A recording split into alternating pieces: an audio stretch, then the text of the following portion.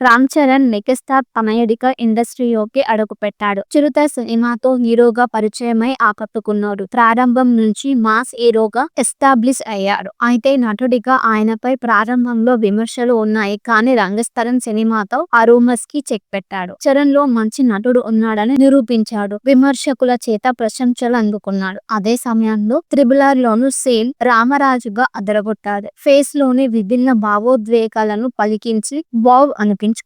అయితే సుకుమార్ రూపొందించిన రంగస్థలం అప్పట్లో నాన్ బాహుబలి రికార్డులను బ్రేక్ చేసింది. 200 కోట్లకి పైగా వసూళ్లను రాబట్టిన తెలుగు సినిమాగా నిలిచింది. చెవిటి వ్యక్తిగా రామ్ చరణ్ అద్భుతమైన నటనతో ఇరగదీస్తే సమంత సైతం అంతే బాగా చేసి మెప్పించింది. ఇందులో ప్రతి పాత్ర బాగా చేసింది. ప్రతిదీ హైలైట్ అయింది. సుకుమార్ అలా చేయించుకున్నారు. అయితే ఇందులో రామ్ చరణ్ పై ఓ సీన్ ఉంది. గిన్నెలు తోమడం, టాయిలెట్ తీసే సీన్లు ఉన్నాయి. దీనిపై అప్పట్లో చాలా వరకు చర్చ నడిచింది. రామ్ చరణ్ లాంటి స్టార్ హీరో చేత ఇలాంటి పనులు చేయించాడా సుకుమార్ అని అన్నారు. ఫ్యాన్స్ నుంచి కొంత అసంతృప్తి కూడా వ్యక్తమైంది. కానీ రామ్ చరణ్ తాను చేస్తానని ఇలాంటి జిమ్మిక్కులు అవసరం లేదని తానే స్వయంగా చేశాడట. అయితే ఈ విషయం చిరంజీవికి తెలిసింది. మరి ఆయన ఏం చేశాడనేది క్రేజ్. ఆయన రియాక్షన్ వావ్ అనిపించింది. ఓ ఇంటర్వ్యూలో సుకుమార్ కి ఈ ప్రశ్న ఎదురైంది. ఇలాంటి సీన్స్ కి రామ్ చరణ్ ని ఎలా ఒప్పించారు, ఎలా చేయించారు అని. దానికి సుకుమార్ స్పందిస్తూ